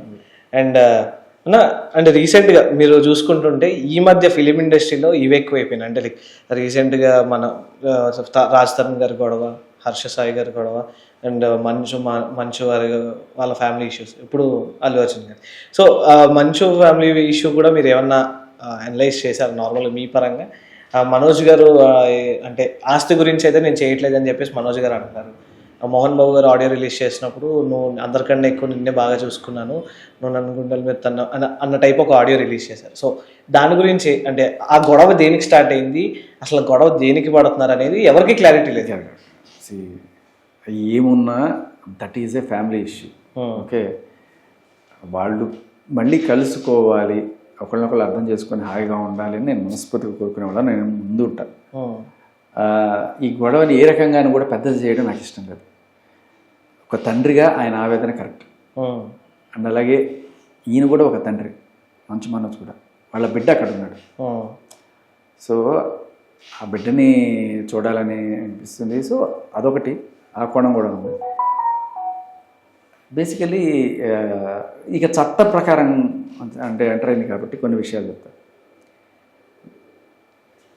Mohan Babu గారి స్వార్జితం, ఆయన సంపాదించుకున్నదంతా కూడా చట్టం ఏం చెప్తుందంటే, ఒకవేళ కనుక నీకు సంక్రమించిన ఆస్తి కాదు, నీ స్వార్జితం అయితే నీ కొడుక్కి ఇవ్వాల్సిన అవసరం లేదు. ఓకే, నీకు నీ తాత ఆస్తి మీద అధికారం ఉంటుంది తప్ప తండ్రి ఆస్తి మీద అధికారం లేదు. తాత నుంచి తండ్రికి వచ్చిన ఆస్తి అయితే నువ్వు దాంట్లో జనరల్గా తండ్రులు ఇచ్చేస్తారు. కొడుకుకి తను సొంతంగా సంపాదించుకున్నదైనా సరే ముగ్గురికి ఈక్వల్గా మంచేస్తారు. అది ఏ తండ్రి అయినా చేస్తారు. కానీ అది చెయ్యాలనే రూల్ లేదు ఎక్కడ కూడా. ఓకే, అనాథ శరణాలయానికైనా ఇచ్చుకోవచ్చు, తీసుకెళ్ళి గంగలో అయినా కలుపుకోవచ్చు. అది ఆయన ఇష్టం, ఆయన స్వార్థితం, నువ్వు అడిగే హక్కు లేదు. అది పాయింట్ నెంబర్ 1. కానీ ఇవాళ ఆయన ఒక మాట అన్నా కూడా ఏదో కోపంలో ఉంటారు తప్ప ఫ్యూచర్లో మనం చూడవచ్చు, వయసు పెరిగే కొద్దీ పెద్దవాళ్ళు ఖచ్చితంగా అందరికీ సమన్యాయమే చేస్తారు, దాంట్లో ఏమీ ఇది లేదు. And at the same time ఆయన కూడా ఆయన కాళ్ళ మీద నిలబడి ఆయన సొంతంగానే బతుకుతున్నారు. జనరల్గా జరుగుతుంటాయి, ఇష్టం లేని పెళ్లి చేసుకుంటారు, పెళ్లి చేసుకున్నప్పుడు పెద్దవాళ్ళు కొంత కోపం చూపిస్తుంటారు. ఇది మన తెలుగు సినిమాల్లో రొటీన్ ఫార్మాట్ లవ్ స్టోరీ. ఎన్నిసార్లు చూడలేదు, పిల్లలు ప్రేమించుకుంటారు, పెద్దలు విడదీస్తారు, లేకపోతే రాని వరకు పెళ్లి చేసుకుని వస్తారు. ఇలాంటివి మనం ఎన్నో చూసాం. అవన్నీ సర్దుకుంటే అది గొడవలు లేని ఇళ్ళనే ఉండవు. కానీ దాన్ని మనం ఒక వాళ్ళ ఫ్యాన్గా కాకపోయినా ఒక మనిషిగా అయినా సరే వాళ్ళ కుటుంబం బాగుండాలని నేను కోరుకుంటాను. అందరూ నాకు తెలిసి మంచి మనసు ఉన్నవాళ్ళు, మంచి మనసు ఉన్నవాళ్ళు వాళ్ళు. నేనేమి సరే కొన్నిసార్లు ఈ మీమ్స్ అవన్నీ వస్తుంటాయి, కానీ నేను పర్సనల్గా వాళ్ళని కలిసి కొంత పరిచయం ఉంది. నాకు మనోజ్ గారితోనే పరిచయం ఉంది, విష్ణు గారితో మాట్లాడాను, మంచులక్ష్మి గారితో అయితే చాలాసార్లు మాట్లాడాను, మోహన్ బాబు గారితో కూడా మాట్లాడాను కొన్నిసార్లు. ఒక్కొక్కరికి ఒక విలక్షణమైన మోహన్ బాబు గారిలో నాకు బాగా అడ్మైర్ అయ్యే విషయం అంటే ధైర్యం. మనం జనరల్గా మీరు ఏదైనా నాకు అగెనిస్ట్గా ఏదైనా మాట్లాడారు, నా అభిప్రాయానికి నచ్చిందని మాట్లాడారు, నేను కొన్నిసార్లు మొహమాటానికి అంటాం. ఆయన అలా ఉండదు, ఆయన మొహమ్మదే చెప్తాడు, straight forward. You should have guts to call a spade. అది ఆయన నాకు చెప్పిన మాట ఇప్పటికీ నాకు అలా గుర్తుండిపోయింది. ఒక ఇంటర్వ్యూలో చెప్పారనమాట, ఆ గట్స్ ఉండాలి. అవతల పక్క ఎంత పెద్ద వాళ్ళు ఉన్నా సరే తప్పనిపిస్తే తప్పని చెప్పే ధైర్యం మనకు ఉండాలనేది ఆయన చెప్పడం కాదు, ఆయన ఆచరిస్తారు. అదొకటి. ఆయనకి నచ్చకపోతే ఆన్ ద స్పాట్ రియాక్ట్ అవుతారు. ఇంకా మనోజ్ నాకు పర్సనల్గా కొన్నిసార్లు ఇది జరిగినప్పుడు, నా మీద దాడులు జరిగినప్పుడు ఆయన పర్సనల్గా ఫోన్ చేసి నన్ను కన్సోల్ చేశారు. భయ ఎలా ఉన్నావు, ఏంటి, నువ్వేం తడు, నేను నీకు మేముందని చెప్పిన మంచి మనిషి మనోజ్. ఇక లక్ష్మీ మంచి గారు అయితే నేను ఎఫ్ఎంలో పనిచేసేప్పుడు చాలాసార్లు ఇంటర్వ్యూ ఇవ్వడం, చాలా ఫ్రెండ్లీగా ఉంటారు. అండ్ చాలా అంటే వాళ్ళ ఇంటికి పిలిచి ఆతిథ్యం ఇచ్చిన మంచి మనిషి. విష్ణు గారు కూడా వాళ్ళ ఆఫీస్కి వెళ్ళాను నేను, ఆయనతో ఒక ఇన్నోసెన్స్ కూడా, ఒక చిన్నపిల్లాడి మనస్తత్వం కూడా కనబడుతుంది ఆయన. బట్ ఇవి తెలియకుండా మనం ఏదో వాళ్ళు ఇచ్చిన స్టేట్మెంట్లతో కొన్నిసార్లు ఈ మీమ్స్ చేసుకోవడం ఇవన్నీ కూడా చేసుకుంటారు, కానీ ఇంటర్నల్గా చాలామందికి తక్కువగా తెలుసు. అందరూ మంచి మనుషులే. కొన్నిసార్లు అభిప్రాయ భేదాలు వచ్చినప్పుడు అందరూ కలిసి పరిష్కరించుకోవాలి. అవుతుంది, అది పరిష్కారం పెద్ద ఎక్కువ రోజు కూడా పట్టదు. ఆ హీట్లో ఇవన్నీ కూడాను బయటకు వస్తుంటాయి. బట్ లెట్స్ హోప్ పోలీసులైనా మీడియా వాళ్ళైనా అందరూ కూడా వాళ్ళ ఫ్యామిలీ తిరిగి యూనిట్ అవ్వాలని కోరుకున్నాం. అండ్ అన్న లాస్ట్ అంటే కాంట్రవర్షియల్గా కొంచెం లాస్ట్ ఏంటి అంటే మీకు మొన్న రీసెంట్గా ఆయన ఇన్స్టాగ్రామ్లో ఆయన ఉంటారు యూ సామ్రాట్ అని చెప్పి, కానీ సమ్ కాన్వర్జేషన్స్ కానీ కాంట్రవర్సీ మీడియా డిబేట్లో జరిగినాయి. దాంట్లో ఆయన ఒక సైడ్ ఆవిడ సైడ్ తీసుకొని మాట్లాడాడు. ఓకే. బేసికల్లీ ఆయన కూడా ఒకప్పుడు అమ్మాయిల బాధితుడే. ఆయన మీద కూడా ఇట్లాగే ఒక అమ్మాయి తప్పుడు కేసు పెట్టి ఆయన్ని ఇబ్బంది పెట్టింది అనేది తర్వాత నాకు ఆయన తెలిసింది. నేను అదే చెప్పాను, నువ్వు కూడా దీంట్లో బాధితే ప్రస్తుతానికి వేరే దీంట్లోకి వెళ్ళిపోయావు అంటే ఏదో వీళ్ళకి వాళ్ళకి మధ్య ఏదో చిన్న రైవలరీ ఏదో ఉంది, దానికోసం ఈయన ఆవిడ భుజాన్ని వేసుకుని శత్రువుకి శత్రువు మిత్రువు అన్నట్టు. అలా హర్షసాయి శత్రువు ఎవరైనా సరే నాకు మిత్రువు కాబట్టి నేను నేను మాట్లాడతానని మొదలెట్టాడు. మరి ఏమయ్యారో ఆయన తర్వాత కనబడలేదు. అండ్ శేఖర్ భాష గారు ఎందుకు ఎక్కువ కాంట్రవర్సీని చూస్ చేసుకుంటారు? నేను ఎక్కడ చూస్ చేస్తున్నానండి, మీరు అడిగి తీసుకొస్తారు నన్ను. కానీ నేనేమంటానంటే ఇందాక ఆయన చెప్పినట్టు you should have a guts to call a spade. తప్పు జరిగింది అనుకున్నప్పుడు దాన్ని నిలదీసే అడిగే వాళ్ళు లేకపోతే, ఎవరైనా కావచ్చు మనం నిలబడకపోతే నిజం అనేది దాక్కోవాల్సి వస్తుంది. Okay. And coming to Bigg Boss and fun and finals కూడా వచ్చేస్తుంది. మీరు బిగ్ బాస్ జర్నీ బాగా ఎంజాయ్ చేశారని చెప్పారు, అండ్ టాప్ 5 కూడా మనకు ఉన్నారు కాబట్టి మీ ఉద్దేశంలో ఎవరు టాప్ 3, టాప్ 2 అండ్ విన్నర్? ఇది వచ్చేటప్పటికి తెలిసిపోతుందేమో, మీరు తొందరగా వేసుకోలేదు. ఈరోజు నైట్గా లేపించేస్తా అయితే డన్. నా ఉద్దేశంలో నాకు గౌతమ్, నిఖిల్, నబీల్ ఎవరు వచ్చినా ముగ్గురు టాప్ 3 వీళ్ళు. యాక్చువల్ చెప్పాలంటే Nikhil and Nabeel are good friends నాకు. బట్ గౌతమ్ని బయట నుంచి చూసినా, ఒకసారి అక్కడ నామినేషన్స్కి వెళ్ళినప్పుడు కలిసిన ఐ ఫెల్ట్ గుడ్ వైబ్స్, మంచి బాగా ఆడుతున్నాడు, హీ డిజర్వ్స్ అని చెప్పి అనిపిస్తుంది ఒక టైటిల్ కూడా. అండ్ ఓన్లీ ఒక్క లేడీ మిగిలిందనమాట హౌస్లో, ప్రేరణ. సో ఆవిడ గురించి ఏం చెప్తారు? నామినేషన్కి వెళ్ళినప్పుడు కూడా ఆవిడని ప్రామినేట్ చేసినట్టు నాకు యాక్చువల్ వీళ్ళందరికైనా ఫేవరెట్ ప్రేరణ. ఫస్ట్లో వెళ్ళిన 2 వారాల్లో ఎక్కువ మాట్లాడింది నేను ప్రేరణతో. ఎందుకంటే పడుకునేప్పుడు కూడా తను అక్కడ కబుర్లు చెప్తూనే ఉండేది, ఒకటే రూమ్ కాబట్టి అందరిలో కబుర్లు చెప్తూ ఉండేది. తను పెళ్ళి, నెక్స్ట్ పిల్లలు కన్సీవ్ చేయాలనుకుంటున్నాను, నాకేమో ఇంకో పక్క మా వైఫ్ ఎక్స్పెక్టింగ్, ఇవన్నీ కూడా చెప్తా ఉండేవాడిని. మాట్లాడుకుంటూ ఉండేవాళ్ళం. సిజేరియనా, నార్మల్లా, ఎలా ఉంటుంది ఇవన్నీ అడుగుతూ ఉండేది. సో గుడ్ ఫ్రెండ్, చాలా స్పాంటేనియస్గా ఉంటుంది, చిలిపిగా ఉంటుంది, అంతా బాగుంటుంది. కానీ నేను బయటకు వచ్చినప్పుడు చూస్తుంటే ఆ ప్రేరణ ఈ ప్రేరణ బూతులు మాట్లాడుతుంది ఇవన్నీ కూడా. ఎందుకంటే నాకు బిగ్ బాస్ అనేది ఇవాళ రేపట్లో చిన్నపిల్లలు కూడా చూస్తున్నారు. అవును. ఎలా అంటే నేను బయటకు వచ్చిన తర్వాత షాక్ అయ్యా. నేను ప్రేరణ మాట్లాడుకున్న మాటలు, ఏది బిందీ గురించి మాట్లాడితే నువ్వు మున్సిపాలిటీ బిందీల గురించి ఏదో కామెంట్ చేసి చెప్తే దాన్ని ఇద్దరు చిన్నపిల్లలు యాజ్ ఇట్ ఈస్గా నాలాగే ఒక రింగులు పెట్టుకొని జూనియర్ బిగ్ బాస్ కంటెస్టెంట్స్ అని చెప్పేసి వాళ్ళు యాజ్ ఇట్ ఈస్గా దాన్ని రిప్లికేట్ చేశారు. అంటే ఎంత ఫాలో అవుతున్నారు, ప్రతి మాటని వాళ్ళు ఎంత ఫాలో అవుతున్నారు. చిన్నపిల్లలు 10 ఏళ్ళు 8 ఏళ్ళు ఉంటాయి వాళ్ళు. అంతే అన్న. సో మనం అలాంటి షోలో నువ్వు ఒళ్ళు దగ్గర పెట్టుకుని మాట్లాడాలి. ఇప్పుడు రేపు నువ్వు ఒక బూత్ మాట్లాడినా లేకపోతే నువ్వు చేసే చేష్టలు బాగాలేకపోయినా అవి చిన్నపిల్లల్ని ఎఫెక్ట్ చేస్తాయి. వాళ్ళు కూడా నేను చూసి ఇన్స్పైర్ అయ్యారు. నా హీరో సీరియడ్ చదువుతున్నాను, ఒక సీరియడ్ చదివితే చిన్నపిల్లాడిది హీరో తప్పు. అలా మనం ఒక స్టేజ్లో ఉన్నప్పుడు, ఒక రోల్ మోడల్గా ఉన్నప్పుడు నిన్ను చూస్తారు చాలామంది. నాకు అక్కడ కోపం వచ్చింది. సో అదే ఆవిడ నామినేట్ చేయడానికి కారణం. But otherwise she's good. మార్చుకుంటే ఆ బిహేవియర్, ఆ హరితేజ గారిని తిట్టింది కూడా నాకు నచ్చల. చాలా పురుగులాగా చూడడం అట్లా నాకు నచ్చలేదు. So that's why I nominated her. అదేం లేకుండా ఉంటే అసలు ఇప్పటికీ బిగ్ బాస్ విన్నర్ నేను ప్రేరణ అని చెప్తుండే. Okay. And starting from the Bigg Boss స్టార్టింగ్లో చూసుకుంటే మీరు అందరూ హౌస్లోకి వెళ్ళినప్పుడు నిఖిల్ అనే వ్యక్తి అంటే లైక్ కొంచెం ఇనిషియేషన్స్ తీసుకొని ఒక లీడర్ టైప్ తీసుకొని బాగా చేసేవాడు. కానీ ఆఫ్టర్ మీరు ఎలిమినేట్ అయిపోయిన తర్వాత కొన్ని వీక్స్ తగ్గుతూ వచ్చినప్పుడు నిఖిల్ అనే పర్సన్ చాలా లో అయిపోయాడు. బట్ గేమ్ని తర్వాత మళ్ళీ తీసుకొని వచ్చాడు. నిఖిల్ ఫస్ట్ 2 రోజులు కూడా నేను వెళ్ళిపోయిన తర్వాత కదా, నేను ఉన్నప్పుడే 2 రోజులు మాత్రమే కాస్త లీడర్షిప్ క్వాలిటీ తీసుకోవడం. దానికి కారణం ఏంటంటే తనకు ఆల్రెడీ ఈ ఫార్మాట్లో కొంత పరిచయం, అంతకు ముందు సీజన్స్కి రావడము, ఇలాంటి గేమ్ షోస్ ఆడడము, ఇవన్నీ కూడా తనకి ఒక ఎక్స్పీరియన్స్ ఉండడంతో అందరూ ఎనానమస్గా సరే తనకి బాగా తెలుసు కదా చెప్తే విందాం అనే టైప్లో ఉండడం వల్ల అతను కొంత లీడర్షిప్ తీసుకొని చేస్తున్న టైంలో సోనియా గట్టి ఎదురు దెబ్బేసింది అతనికి.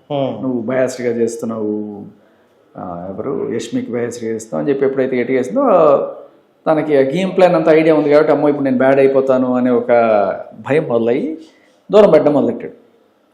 ఇంకా ఎందుకు నేను మెల్లగా సోబర్గా ఉన్నాం అని చెప్పి ఆ 2వ రోజు నుంచి గేమ్ చేంజ్ అయిపోయింది. తను 2వ వారం కూడా కాదు, 2వ రోజు నుంచి చేంజ్ అయిపోయింది.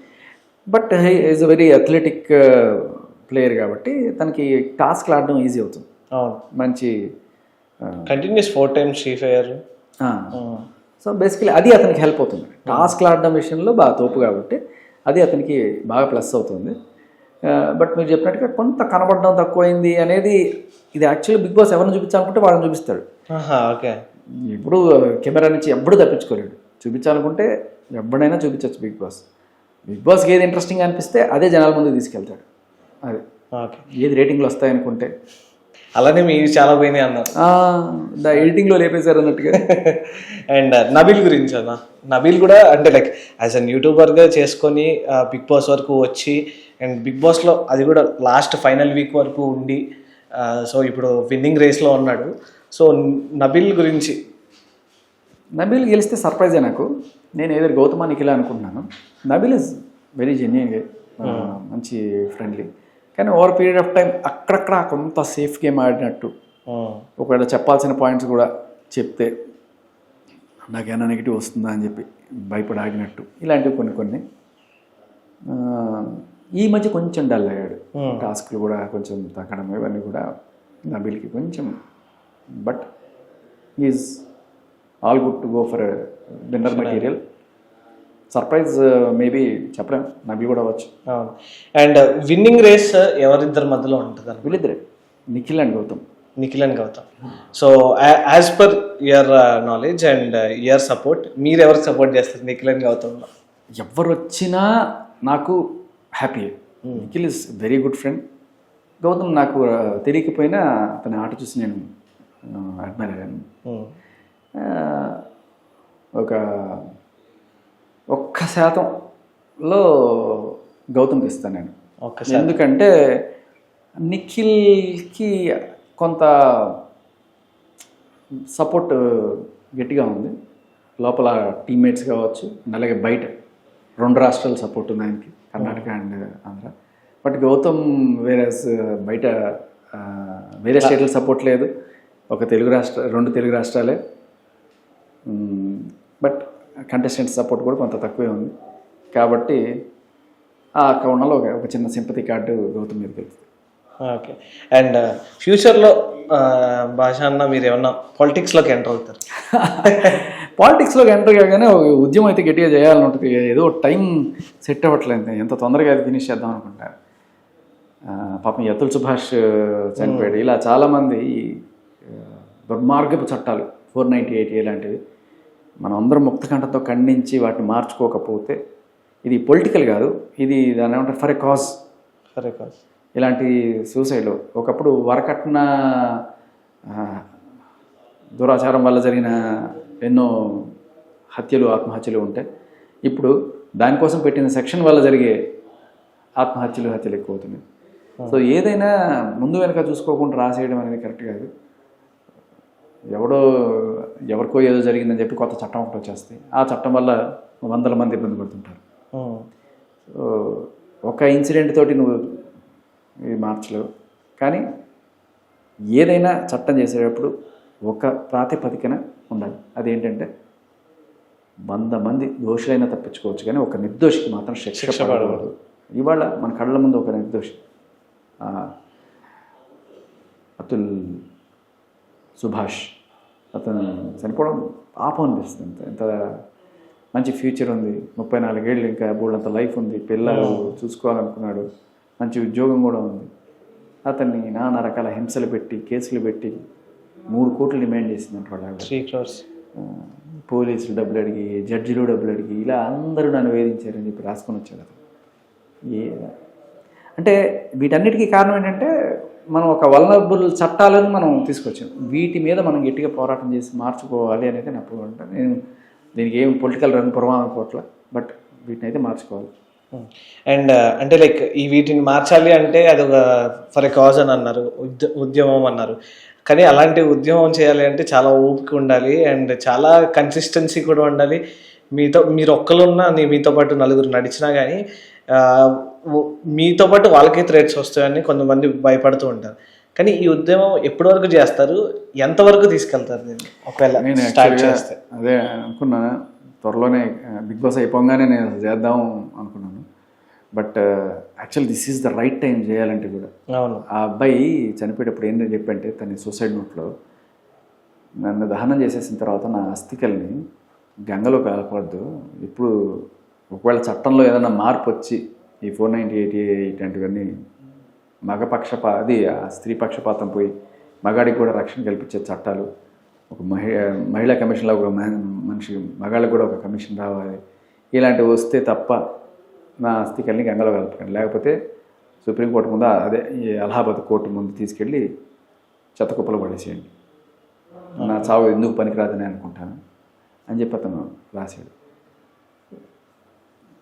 ఇది యాక్చువల్గా నిజంగా నాకు వెళ్ళి అక్కడ కూర్చొని సపోర్ట్ చేయాలన్నంత ఉంది. కానీ ఇప్పుడు బిగ్ బాస్ ఉంది, తర్వాత మళ్ళీ స్టార్ స్పోర్ట్స్ కామెంటరీ కోసం వెళ్ళాలి, కొన్నిటికి ముందుగా ఇచ్చిన కమిట్మెంట్స్ ఇవన్నీ కూడా. లేకపోతే నేను నిజంగానే ఇప్పుడు బయలుదేరి వెళ్ళిపోయిండేవాడిని. ఇచ్చిన మాట తప్పలేక అలా ఉండాల్సిన పరిస్థితి ఇప్పుడు. బట్ టైం కోసం చూస్తున్నాను నేను కూడా, చూడాలి. ఓకే. అండ్ ఇప్పుడు అది పక్కన పెడితే మీరు సపోర్ట్ చేస్తాను, ఉద్యమాలు చేస్తాను అంటున్నారు. కానీ ఒక పక్కన చూసుకుంటే రీసెంట్గా ఒక 2 months బ్యాక్ కలకత్తాలో రేప్ కేసు, దానికి ఇంకా న్యాయం జరగలేదు. ఒక సైడ్ చూసుకుంటే అటు సైడ్ స్త్రీలు ఇబ్బంది పడుతున్నారు, ఇటు సైడ్ పురుషులు ఇబ్బంది పడుతున్నారు.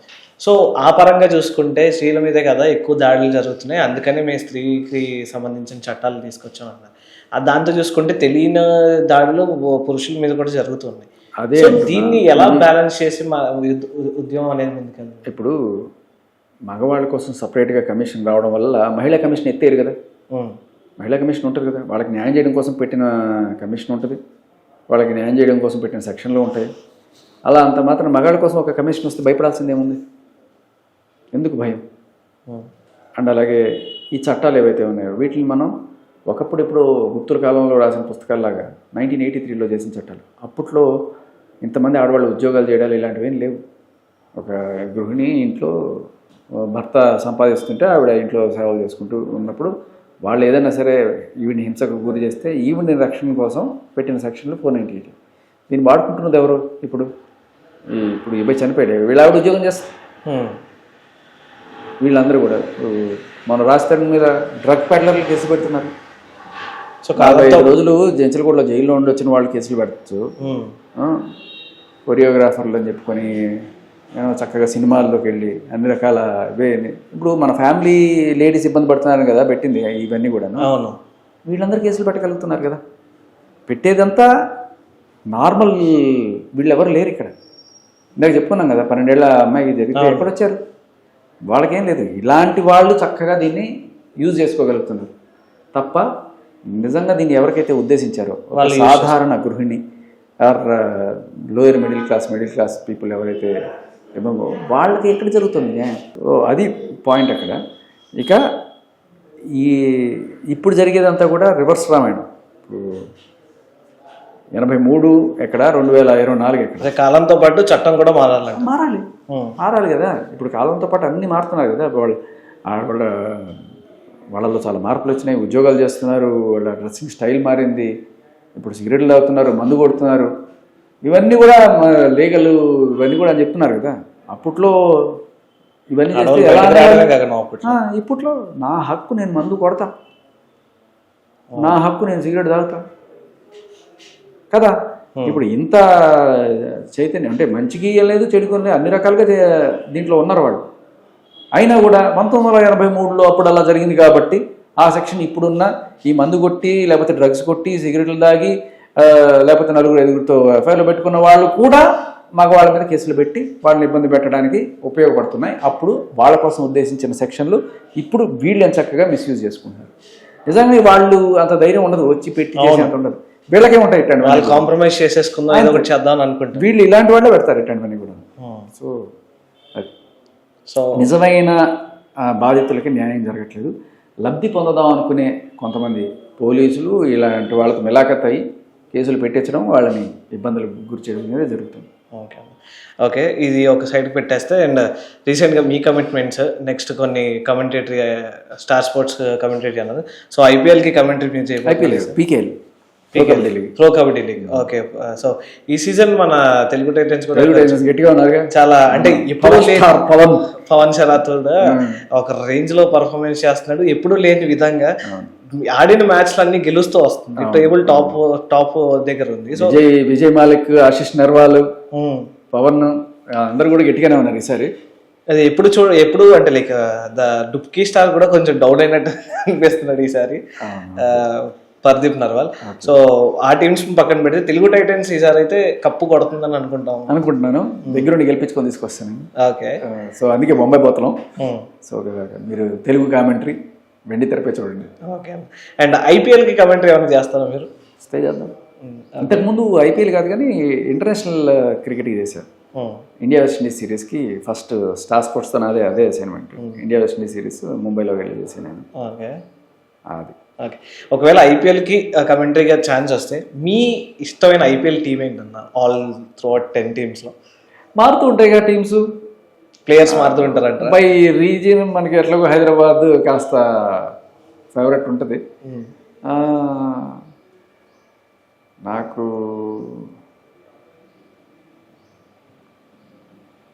హైదరాబాద్లో నా పాయింట్ ఏంటంటే హైదరాబాద్ టీమే నా ఫేవరెట్ ఉంటుంది. కానీ దీంట్లో తెలుగు వాళ్ళు ఎక్కువ రావాలని నా కోరిక. పేరుకి హైదరాబాద్ టీము లేకపోతే తెలుగు టీం అనమాట. ఇప్పుడు తెలుగు టైటన్స్ కూడా కబడ్డీలో అరే ఎక్కడ ఒక తెలుగు వాడు కనిపించడే, మనం ఊగిపోతుంటారు తెలుగు పేరు పెట్టుకొని. ఇట్లా తెలుగు వాళ్ళు కూడా పేరు ఒకటే తెలుగు, మిగతా అది నాకు కొంచెం అనిపిస్తుంది. నేను అక్కడ కూడా చెప్తుంటా అప్పుడప్పుడు తెలుగు వాడు కూడా వస్తే బాగుంటుందని. అట్ ద సేమ్ టైం మనం కూడా ముందుకు రావాలి. టాలెంట్ వెతికేవాళ్ళు కాదు, టాలెంట్ ఇచ్చేవాళ్ళు కూడా ముందుకు రావాలి. అలా వస్తేనే అది చూడాలనుకుంటున్నాం. మన తెలుగువాడు 6 సిక్స్లు కొట్టాలి, ఓవర్లో డబుల్ సెంచరీ కొట్టాలి 2020లో, ఇలాంటివన్నీ చూద్దాం అనుకుంటాను. అది ఐపీఎల్ అయినా I want to see that. Okay అన్న, ఐపీఎల్ మెగా ఆప్షన్ జరిగింది చూసారన్న ఈసారి? చూసారా? సో ఏ టీం బాగా ఆప్షన్స్లో ఏ టీం బాగా పర్ఫార్మెన్స్ చేస్తుంది అనుకోండి? అంటే సోషల్ మీడియాలో పాపం చాలా ట్రోల్స్ వచ్చాయి ఒక టీం మీద, బట్ ఒక టీం బాగా చేసింది, ఒక టీం. మీ దృష్టిలో ఏ టీం బాగా పర్ఫామ్ చేసి మంచి ప్లేయర్స్ని తీసుకుంది అనుకోండి? ఆ రోజు ఏదో అక్కడక్కడ చూసాను, మొత్తం కూర్చుని చూడలేదు. గుజరాత్ వాళ్ళు గట్టిగానే తీసుకున్నట్టున్నారు. గుజరాత్ ఒకళ్ళు, హైదరాబాద్ కూడా బాగానే ఉంది టీం. నా జోక్స్ అపార్ట్, ఈసారైనా బెంగళూరుకి కప్ వచ్చే ఛాన్సెస్ ఉన్నాయంటారు? ఈసారి కప్పు నమ్మదే, కష్టం. అదేంటన్నా అంత ఓపెన్గా చెప్పేశారు? అంటే టీంని చూసేలా నాకు ఒక డౌట్ అన్న, లైక్ ఎప్పటి నుంచో ఒక డౌట్ ఉంది. పేపర్ పులులు చాలాసార్లు వర్కౌట్ అవ్వవు నాకు తెలిసి. ఓకే, యాక్చువల్గా ఎప్పటి నుంచి నాకు డౌట్ ఉంది, బట్ విరాట్ కోహ్లీ అంత మంచి క్లాసీ ప్లేయర్ ఎవరు లేరు, అండ్ ఆర్సీబీ అంత మంచి మంచి మంచి ప్లేయర్స్ ఆ టీం నుంచి బయటకు వెళ్ళిన తర్వాత చాలా బాగా. వై ఆర్సీబీ కప్ కొట్టలేకపోతుంది? యాజ్ అ స్పోర్ట్స్ పర్సన్ మీరు అన్నీ చూసి కమెంటేటరీ చేస్తూ ఉంటారు. అంగట్లో అన్నీ ఉన్నా అల్లుడి నోట్లో శని ఉంది అంటారు సార్. అలా మరి వాళ్ళ టైం రాలే పాపం, అంతే కదా. వాళ్ళు దే డిజర్వ్ సమ్ టైమ్స్ కొన్ని seasons, but they deserve a cup because ఒక మంచి టీమ్, అంత మంచి ప్లేయర్ ఉన్నాడు. So he's waiting since IPL first season నుంచి ఇప్పటి వరకు ఆ కప్ కోసం ఆ ఫ్యాన్స్ ఎలా వెయిట్ చేస్తున్నారు అనేది మనకు తెలుసు. రిటైర్ అయ్యే ముందు ఒక్కసారి కప్పు కూడా తీసుకురంటారా? అందరు రిటైర్ అయ్యే ముందైనా ఒక కప్, దానికి ఇంకా మనకు చాలా టైం ఉంది. ఆయన ఇప్పుడు చెప్పినట్టు ఒక ఉద్యమంతో కూడా మన ముందుకి వస్తూనే ఉంటారు కాబట్టి లెట్స్ హోప్ ఆయన రిటైర్ అవ్వకముందు మీరు ఒక కప్ కొట్టేయండి. Okay okay, thank you so much అన్న, thanks for your time. And ఇంకేమైనా చెప్పాలనుకుంటున్నారు మీరు? ఇంకేం లేదు, మన మగజాత ఆణిముత్యాలకి ఏమన్నా సజెషన్స్? చాలా మంచి ప్రశ్న అడిగారు. ఇవాళ రేపట్లో ఇప్పుడు ఈ అతుల్ సుభాష్ ఉదంతం చూసిన తర్వాత పెళ్లి చేసుకోవాలనుకునే ప్రతి ఒక్కడు, రిలేషన్లోకి వెళ్ళాలనుకునే ప్రతి ఒక్కడు కూడా, ఇది కొంచెం ఎగ్జాగరేషన్ అనిపించవచ్చు కానీ ఒక వీలునామా రాసుకోండి. వీళ్ళలాగా ఒక అగ్రిమెంట్ రాసుకోవాలి చాలా క్లియర్ కట్గా. పెళ్లి చేసుకునేటప్పుడు మంత్రాలు చదువుతాడు, తాళిబొట్టు కట్టమంటాడు, బొట్లు పెట్టు, దాని చుట్టూ తిరుగు, ఇలా రకరకాలు ఏవో చెప్తారు కదా. కొన్ని అర్థం అవుతాయి, కొన్ని అర్థం కూడా కావు. కానీ సాంప్రదాయాలతో పాటు చట్టాలు కూడా తెలుసుకోవాలి ప్రతి మగాడు. మరి పెళ్లి చేసుకుంటే నీ పరిస్థితి ఇది రేపు ఫ్యూచర్లో అని చెప్పి నువ్వు తెలుసుకొని అప్పుడు ఓకే అనుకుంటే ఎంటర్ అవ్వు, లేకపోతే పులి నోట్లో తలబెట్టకు. అదే పాటలో ఒక డైలాగ్ ఉంది, పులిలాగే పెళ్ళికి కూడా లెటర్స్ రెండేరా, పర్వాలేదని పక్కకి పోతే పలారమైపోరా. ఇప్పుడు నిజంగా అదే పరిస్థితి ఉంది, అవ్వడానికి ఏం లేదు. చాలా క్లియర్ కట్గా మగాడి పరిస్థితి చాలా దారుణంగా ఉంది. పెళ్ళైన మగాడికి ఇంకా లిటరల్లీ జుట్టంతా ఆవిడ చేతిలోకి ఇచ్చేసి, నీ జుట్టే కాదు, నీ ఫ్యామిలీ, మీ అమ్మ, మీ నాన్న, మీ అక్క చెల్లెళ్ళు, అన్నదమ్ముళ్ళు ఎవరైతే ఉంటారో అందరి జుట్టు ఆవిడ చేతిలో ఉంటుంది. ఆవిడ దయ మీ బతుకు, అలా ఉంది చట్టం ఇప్పుడు. ఓ రోజు సినిమాకి తీసుకెళ్ళమంటుంది, తీసుకెళ్ళలేదనుకో మీ అదృష్టం, కోపం వెళ్ళి కేసు పెట్టేసింది అనుకో, వీడు నన్ను కొట్టాడు, వీడు నన్ను తిట్టాడు అని చెప్పి పెట్టేసి, సినిమాకి తీసుకెళ్ళలేదని కేసు పెట్టరు, ఏదని కేసు పెట్టేయచ్చు. అలాగే మీ ఆవిడ నేను కుక్క కొట్టుడు కొట్టిందనుకో, నువ్వు వెళ్ళి కేసు పెట్టలేవు, తీసుకొని కూడా తీసుకోరు. నువ్వేమి చేయకపోయినా ఆవిడ కేసు పెట్టచ్చు, అన్నీ మూసుకొని నువ్వు పోలీసులు చెప్పినట్టు వినాలి, తిరగాలి. అలాంటి పరిస్థితి ఉంది అనే విషయం ఇవాళ పెళ్లి చేసుకునే మగాళ్ళకి చాలామందికి తెలియదు. సో ఒకవేళ ఈ అంతా నేను తట్టుకోలేకపోతున్నాను విడిపోదాం అనుకుంటే భరణం ఇవ్వాలి. భరణం అంటే ఆవిడ మేనేజ్మెంట్ కోసం. నువ్వు విడిపోయిన తర్వాత ఆవిడ ఎలా బతుకుతుంది? ఆవిడని పోషించాల్సిన బాధ్యత నీదే. ఏది వై నాట్ మగాడికి, ఒకవేళ మగాడికి భరణాలు ఎందుకు లేదు? అది దాని ఏమంటారు, కోర్టులో ఒకళ్ళకి అలా ఎక్కడో జరిగినట్టుంది. బట్ లేదు, బేసికల్లీ ఏంటంటే మగాడు అనేవాడు ఆడదాన్ని పోషించడానికే పుట్టాడు. మగాడు అనేవాడు ఒక ఏటీఎం మిషన్ అనే కోణంలోనే ఇప్పుడు దాకా ఉంది. ఎందుకంటే నీకు పెళ్లి చేసేటప్పుడు కూడా నీకు అందంగా ఉన్నావు, నీ హెయిర్ స్టైల్ బాగుంది, నీకు అడ్డం బాగుంది, మిసం బాగుంది చూడరు, నీ డబ్బులు ఉన్నాయి, నువ్వు యాజ్ లాంగ్ యాజ్ నేను ఒక ఏటీఎం మిషన్గా చూస్తున్నప్పుడు నిన్ను నుంచి వసూలు చేయడానికే ట్రై చేస్తాను. కాకపోతే ఇక్కడ నేను చెప్పేది ఏంటంటే పెళ్లి చేసుకునే ప్రతి మగాడు కూడా ఇవన్నీ తెలుసుకొని, ఈ చట్టాలన్నీ కూడా క్లియర్ కట్గా తెలుసుకొని వెళ్ళండి రిలేషన్లోకి. అండ్ ఇంకొకటి ఏంటంటే పెళ్లి చేసుకున్న తర్వాత ఆవిడ దయ మీ ప్రాప్తం తప్ప ఇంకా వేరే లేదు. గుర్తుపెట్టుకోండి ఇది. ఆవిడ దయ మీ ప్రాప్తం తప్ప ఇంకా వేరే లేనే లేదు. ఏమీ చేయలేవు ఆవిడ కాదు. ఆవిడ ఏం చెప్తే అది మూసుకొని చేయడమే ఇప్పుడు ప్రస్తుతం ఉంటున్న మన హిందూ వివాహిక చట్టం. అది ఆవిడ కోపం వస్తే వెళ్ళి పోలీస్ కేసు పెట్టేసి నీ పని అయిపోయి, నీ ఉద్యోగం పోద్ది, నువ్వు సర్వనాశనం అయిపోతావు, నీతో పాటు ఆవిడ కూడా సర్వనాశనం అయిపోతుంది. దాంట్లో ఏం లేదు. కాకపోతే వీడిని వదిలేసి ఇంకోటి చేసుకుందాం అనుకునే వాళ్ళకి పెద్ద ఫరక పడదు. అదేనా? సో నీ దగ్గర ఎంతో కొత్త గుంజి తర్వాత ఇంకోటి చేసుకొని వాడి దగ్గర గుంజి ఇదే పని చేస్తున్న వాళ్ళు కూడా కొంతమంది ఉన్నారు. ఇది ఒక ఇండస్ట్రీ అయిపోయింది. సో ప్రతి పెళ్లి చేసుకునే మగాడికి పురోహితుడు మంత్రాలు చెప్తున్నట్టే అదే పక్కన ఒకళ్ళు కూర్చొని ఒక లాయరో లేకపోతే ఒక ఇవి చట్టాలని చెప్పి క్లియర్ కట్గా చెప్పి ఒప్పుకుంటేనే పెళ్లి చేయాలి. మీరు లేకపోతే నేను అన్యదా శరణం నాస్తి త్వమేవ శరణం అన్నీ వదిలేసుకొని నీ దయ మా ప్రాప్తం అనుకుంటేనే నువ్వు పెళ్లి చేసుకో. అది ప్రస్తుతం ఉన్న హిందూ వివాహ చట్టం. కానీ ఈ భరణం ఇప్పుడు ఈ అబ్బాయిని 3 కోట్లు ఎంతో అడిగింది అమ్మాయి. ఏంటిది? నీ ఇష్టం వచ్చినట్టు చట్టాలు ఉన్నాయి కదా అని చెప్పి అడగడమే. ఇదే మీరు ముస్లిం చట్టం తీసుకోండి, ముస్లిం వివాహిక చట్టం. ఇలాంటి పని ముస్లింలు చేయలేరు. ఒక అమ్మాయి వెళ్ళి నా మొగుడు నాకు ఇంత ఇవ్వాలి అంటే ఆడలేరు. ఎందుకంటే వాళ్ళు పెళ్లికి ముందే నికానామా అంటే మ్యారేజ్ అగ్రిమెంట్ రాసుకుంటారు.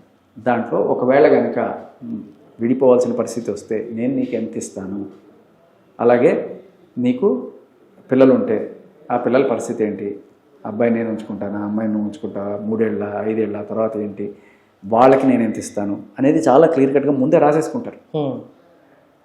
సో ఏదైనా డిస్ప్యూట్ వచ్చినప్పుడు ఇగో అగ్రిమెంట్ ఉంది కదా దీని ప్రకారం ఇచ్చేయండి అని చెప్పి ఆ పెద్ద మౌలానా ఎవరో ఉంటారో ఆయన తీసుకోమని చెప్పేస్తాడు. దానికి శిరోధారి, ఎందుకంటే ఒప్పుకున్నావు కాబట్టి. ఇక్కడ దేనికి ఒప్పుకుంటున్నావో తెలియదు. హిందూ వివాహిక చట్టం అంటే ఎవరికి ఏమీ తెలియదు. పెళ్ళిళ్ళు చేసేసుకుంటారు, తర్వాత ఇవాళ ఇట్లాగా అబ్బాయిలాగా ఆత్మహత్యలు చేసుకుంటారు. కాబట్టి ప్రతి ఒక్కరు కూడా క్లియర్ కట్ అగ్రిమెంట్ రాసుకోండి పెళ్లి చేసుకునే ముందు. Okay, in case of divorce అవ్వద్దు, ఇద్దరు కలకాలం కలిసి ఉండాలి పిల్ల పాపలతో. కానీ ఒకవేళ అయితే ఏంటి అనేది కీడించి మేలించమంటారు కదా, ఇలా నికానామాలాగా మనం కూడా ఒక మ్యారిటల్ అగ్రిమెంట్ రాసుకోవాలి. రాసుకున్నప్పుడు మీరు దానికి కూడా చట్టబద్ధత కల్పించాల్సిన అవసరం ఉంది. ఎందుకంటే హిందూ వివాహ చట్టంలో ఇలాంటివన్నీ మేము ఒప్పుకోండి అన్నారనుకో, అప్పుడు సపరేట్గా మనం ఇంకో మతం పెట్టుకోవాలి దీనికోసం, లేకపోతే పోయి ముస్లింలుగా మారిపోవాలి. ఇప్పుడు మన దేశము, మన హిందూ మతము వీటన్నిటిని కూడా పరిరక్షించుకోవాల్సిన బాధ్యత మనకుంది. రాను హిందువుల పాపులేషన్ తగ్గిపోతుంది అని చెప్పి బాధపడేవాడు ఉన్న వాళ్ళని అందరూ కూడా ఇట్లా ఆత్మహత్యలు చేసుకునేట్టు మీ చట్టాలు ఇవన్నీ ఉసుగొలుపుతుంటే ఎవడు మాత్రం ఇలా ఉంటాడు? ఇంత దారుణమైన చట్టాలు ఉంటాయి. ఇవన్నీ కూడా తెలిస్తే ఎప్పుడు పెళ్లి చేసుకోలేడు. నిజం చెప్తున్నావు కదా, ఎవ్వడు పెళ్లి చేసుకోలేడు. ఈ చట్టాలు తెలిస్తే వద్దురా బాబు పెళ్ళే నాకు వద్దు అంటాడు. అది ప్రస్తుతం పరిస్థితి. ఇవి మారిస్తే, లేకపోతే ఇలాంటి అబ్బాయి పేరేంటి అతుల్ ఇలాంటి వాళ్ళు చాలామంది ఉన్నారు, చాలామంది ఉంటున్నారు కూడా ఆల్రెడీ. అది కాస్త హైలైట్ అయింది ఇప్పుడు. బట్ ఇది సత్యం. దయచేసి పెళ్లి చేసుకోకండి. పెళ్లి చేసుకుని వాళ్ళని కంపల్సరీగా డిసైడ్ అయిపోతే ఇలా ఒక మ్యారిటల్ అగ్రిమెంట్ ఒకటి రాసుకోండి. ఓకే అన్న, and thank you so much అన్న, thanks for your time. And so రేపు మీరు బిగ్ బాస్కి వెళ్తున్నారు కాబట్టి విన్నర్ ఎవరు ఎవరు కాబోతున్నారు చెప్పారు. So you support towards Gautam ఉంది. Let's see who's gonna win in the Bigg Boss. And thanks for your time అన్న. మళ్ళీ ఎప్పుడైనా ఒక మంచి డిస్కషన్స్తో మళ్ళీ మిమ్మల్ని కలుస్తాను. Until then keep watching Telugu 360. This is Chandu signing of.